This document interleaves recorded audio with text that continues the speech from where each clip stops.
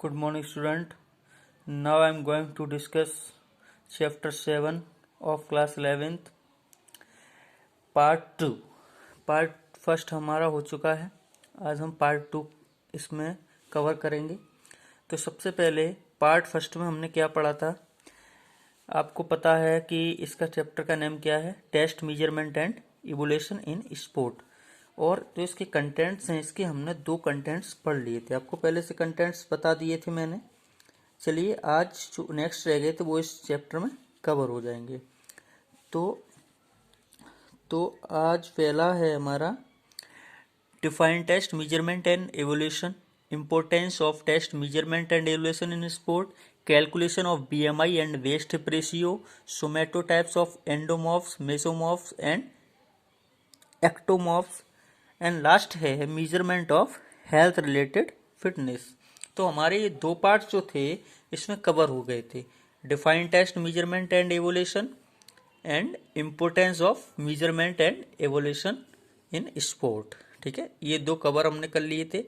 आज जो हम करेंगे इस पार्ट में वो होगा calculation of BMI based hip ratio. Next इसमें नहीं, नेक्स्ट वीडियो में ये दोनों कवर हो जाएंगे। आज हम ये कवर करेंगे calculation of BMI based hip ratio. चलिए क्या होता है calculation of BMI based hip ratio, पढ़ते हैं। चलिए अब हम स्टार्ट करते हैं अपना पार्ट 3 जिसका नाम है calculation of BMI based hip ratio. ठीक है, तो सबसे पहले हम इसके अंदर देखते हैं बीएमआई यानी तो सबसे पहले हम इसके अंदर देखते हैं बीएमआई यानी बॉडी मास इंडेक्स होता क्या है। तो body mass index is the of weight and height. तो बॉडी मास इंडेक्स क्या है, एक इंडेक्स है, एक वेट है और हाइट, वेट्स और हाइट का। तो ये है क्या एक्चुअल में, तो हमने क्या किया, एक टेबल सा बना दिया, एक चार्ट सा बना दिया एक इंडेक्स का, जिसके अंदर हम हाइट के अकॉर्डिंग ही वेट का अंदाजा लगाते हैं। ठीक है, तो हम क्या करते हैं बीएमआई के अंदर क्या करते हैं, it help to let you know the appropriate weight as per over height one height. तो इसके अंदर हम क्या करें, एक पर्सन का एक्चुअल में कितना वेट होना चाहिए उसकी हाइट के अकॉर्डिंग ये निकालने का काम है इसमें। ठीक है, बीएमआई के अंदर ये हम अंदाजा लगाते हैं। और साथ ही साथ हम ये भी गैस करते हैं कि वो पर्सन क्या ओवरवेट है, अंडरवेट है, या उसका वेट नॉर्मल है, क्या वो मोटा है। ठीक है, यानी ओबीज है। तो ये सब सारी चीजें हम बीएमआई के थ्रू जान सकते हैं। ठीक, लेकिन मैं इसको ज़्यादा रिलायबल नहीं मानता हूँ, यानी कि भरोसे वाला नहीं मानता हूँ, क्योंकि बीएमआई जो है वो टोटली इग्नोर कर देता है बॉडी फैट परसेंटेज को। ठीक है, बॉडी फैट परसेंटेज को, जो कि बॉडी फैट परसेंटेज तुम्हारा होता है, जो तुम कैसे दिखोगे, या तुम पतले दिखोगे या मोटे दिखोगे, वो फैट बहुत ज़्यादा डिफाइन करता है कि तुम कैसे दिखने वाले हो। ठीक है, फैट परसेंटेज ना, वो तुम्हारी पूरी की पूरी बॉडी को कंपोजिशन को डिफाइन करता है। ठीक है, तो बॉडी मास इंडेक्स के थ्रू या एक की हाइट्स के थ्रू या इस एक का वेट का मैं बोलूँ फिक्स बताना कि तुम्हारा कितना वेट होना चाहिए, वो एक्चुअल में इतना ज़्यादा रिलायबल नहीं होगा। ठीक है, आगे देखते हैं इसके अंदर कैलकुलेशन ऑफ बीएमआई। यानी कि मैं बॉडी मास इंडेक्स को कैसे कैलकुलेट कर सकता हूँ। तो चलो इसको कैलकुलेट करने का एक सिंपल सा फॉर्मूला है, it is calculated using the formula. Formula क्या है, बीएमआई यानी बॉडी मास इंडेक्स, ठीक है, इक्वल टू बॉडी वेट, जो भी बॉडी वेट होगा उसको डिवाइड कर दीजिएगा हाइट के स्क्वायर में। ठीक है, हाइट इंटू हाइट। ठीक, body weight upon height into height. Okay, तो हमारा क्या निकला, बीएमआई निकल आएगा। ठीक, अच्छा क्या ध्यान रखना है हमें इसके अंदर कि वेट जो होगा वो किलोग्राम में, ठीक है, वेट जो होगा वो किलोग्राम में होगा, जो भी हम वेट मेजर करेंगे वो होगा किलोग्राम के अंदर, और जो भी हाइट मेजर करेंगे वो होनी चाहिए मीटर्स के अंदर। ओके, ना तो फुट, वो तो इंचेस के अंदर नहीं होगी, मीटर्स के अंदर होगी हाइट। ठीक है, और क्या बातों का ध्यान रखना है हमें? हमें ध्यान रखना है कि मेजरमेंट के टाइम पर किन बातों का ध्यान रखना है हमें मेजरमेंट के टाइम पर? वो है wing machine should be reliable. ठीक है, wing machine should be reliable. जिस विंग मशीन से हम वेट कर रहे हैं यानी रिलायबल होनी चाहिए वो, और भरोसे वाली होनी चाहिए, यानी कि वो हमें सही वेट बता रही है। और सेकंड बात का क्या होना चाहिए? Minimum clothes while weight. ठीक है, जब हम वेट कर रहे हैं तो कम से कम कपड़े पहने। और जो थर्ड जो चीज तैयार करनी है, height should be taken where folded and upright position. यानी जो हम हाइट जो नापेंगे तो वो नंगे पैर नापनी है पहली चीज, और दूसरा बिल्कुल स्ट्रेट पोजीशन में खड़े होके, सीधे खड़े होके। ओके, बिल्कुल अपराइट पोजीशन में खड़े होके।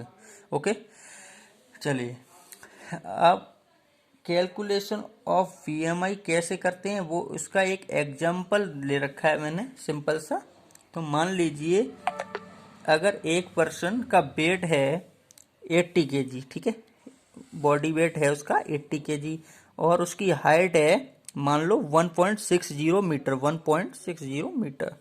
ठीक है, ये मैंने अज्यूम कर लिया है। ओके, तो इसके हिसाब से अगर मैं बीएमआई निकालूं तो बीएमआई का फॉर्मूला याद कीजिए क्या था?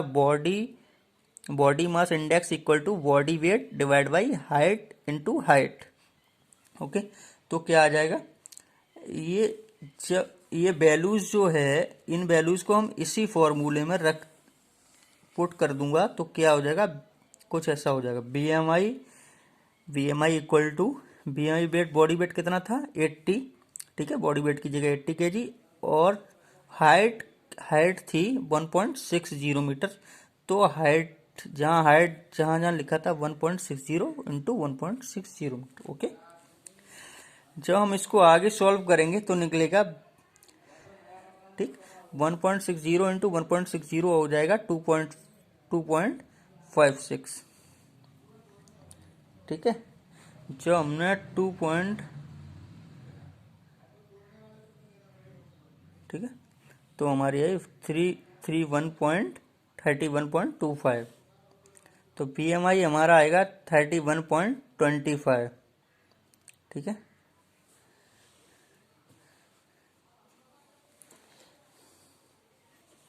ठीक है। अब अब अब मैं अब मुझे अपना वेट कैसे पता चलेगा कि मैं मोटा हूं कि मैं पतला हूं, ये कैसे पता चलेगा?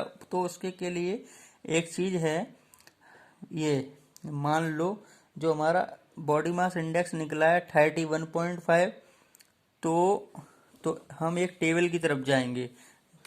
ठीक है, 31.5 निकला हमारा बीएमआई, तो आप कैटेगरी देख लेंगे इसमें। अगर अगर तुम्हारा बॉडी मास इंडेक्स आता है 18.5 तो आप हो अंडर वेट, यानी कि आपका वेट कम है, आपको वेट बढ़ाने की जरूरत है। सेकेंड टर्म होता है अगर आपका बीएमआई 18.5 से 24.9 के बीच में होता है तो आपका वेट है नॉर्मल वेट। ओके, ठीक है, यानी आपका वेट ठीक है। ओवर वेट होना है 25.0 से 29.9 के बीच में आता है तो आप ओवर वेट।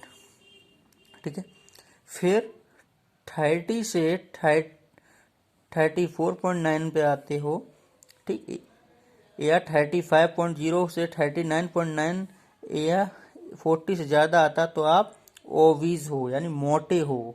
ठीक है, ओबेसिटी क्लास निकाल लेते, class first, class second, class third. अगर आप, ठीक है, इतने 30 से 34 के बीच में हो तो आप क्लास फर्स्ट में हो।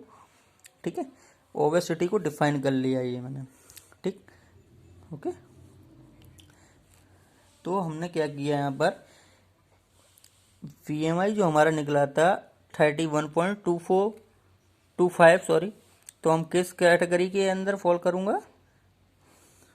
तो मैं ओबेसिटी क्लास 1 के अंदर करूँगा 30 to 34, क्योंकि 31.25, क्योंकि मैं इस रेंज के अंदर आ रहा हूँ। ठीक, तो BMI के अकॉर्डिंग जो पर्सन है वो ओबेसिटी क्लास 1 के अंदर कवर करेगा, वो उसको अपना बॉडी वेट को लूज करने की ज़रूरत है। ठीक है, समझ में आया अच्छे से। नेक्स्ट बढ़ते हैं हम किसकी तरफ, वेस्ट हिप रेशियो की तरफ। तो वेस्ट हिप रेशियो क्या होता है, उसका मतलब हम जानते हैं सबसे पहले। तो वेस्ट हिप रेशियो जो है वो हम डिफाइन कर सकते हैं, it is define as the measurement of waist, यानी मेरी कमर का जो circumference divide by hip circumference. यानी कि हमें क्या करना है, हमारी जो कमर का सर्कमफ्रेंस है, ठीक है, सर्कमफ्रेंस है, वो हमारी कमर कितनी है यार, हमारे हिप का साइज कितना है। ठीक है, हम अपनी इंची टेप से चारों तरफ कमर को नाप लेंगे। ठीक है, तो फिर और मैं हिप का भी नाप लूँगा। ठीक है, तो उसके थ्रू हम निकालते हैं वेस्ट हिप रेशियो। ठीक है, अच्छा ये क्यों निकाला जाता है, क्योंकि ये जो है क्विक आइडिया देता है, ये हमें क्विक आइडिया दे देता है कि तुम्हारा फैट डिस्ट्रीब्यूशन कैसा है बॉडी के अंदर। देखिए मैंने पहले भी बोला था, BMI जो है वो फैट के बारे में बात नहीं करता। ठीक, वो फैट परसेंटेज के बारे में बात नहीं करता। एक चीज़ जानने वाली बात क्या है, वो है जो हमारी बॉडी का वेट फैट जो है वो हर एक बॉडी पार्ट्स पर अलग अलग तरीके से डिपॉजिट होता है। ठीक, हमारा हमेशा देखना बॉडी जो फैट्स है वो हिप पे सबसे पहले होगा, फिर हमारी कमर पे बहुत ज़्यादा होगा, जल्दी दिखेगा, और हल्का सा भी फैट बढ़ेगा तो हमारा जो फैट का नीचे वाला हिस्सा होता है उसके अंदर फैट जमा होने लगता है। ठीक है, हमारे हिप्स के अंदर वेट्स बढ़ने लग जाता है। तो वो सबसे सही तरीका है हमारी फैट को ठीक है डिस्ट्रीब्यूट निकालने का, हमारा फैट एक्चुअल में है कितना फैट। सेकंड जो है वो हमारा हिप रेशियो क्या करता है, हेल्प करता है डिटरमाइन करने में हेल्थ रिलेटेड प्रॉब्लम्स। ठीक है, तो क्या हमारे कोई हेल्थ रिलेटेड इशू है वो हमारे पता लगाने में हेल्प करेगा, वो क्या है वेस्ट हिप रेशियो। ठीक है, हार्ट डिसीजेज, यानी ये हाइपरटेंशन एंड टाइप्स 2 डायबिटीज, ये सारा कुछ पता लगाया जा सकता है वेस्ट हिप रेशियो से। ठीक है, आगे बढ़ते हैं। अब देखते हैं नेक्स्ट आता है कैलकुलेशन कैसे जाती है, calculation of waist hip ratio. Waist hip ratio calculate किया जाता है एक सिंपल फार्मूला की तरह। ठीक है, वेस्ट सर्कमफ्रेंस जो हमारी कमर का नाप है, और हिप सर्कमफ्रेंस जो हमारी हिप का नाप है। ठीक है, इनमें क्या बात का ध्यान रखना, मेजरमेंट, ठीक, how to be taken in inches. ठीक है, इन दोनों के अंदर इंची के अंदर ही नापे जाएंगे, कमर भी और हिप्स भी। ठीक है,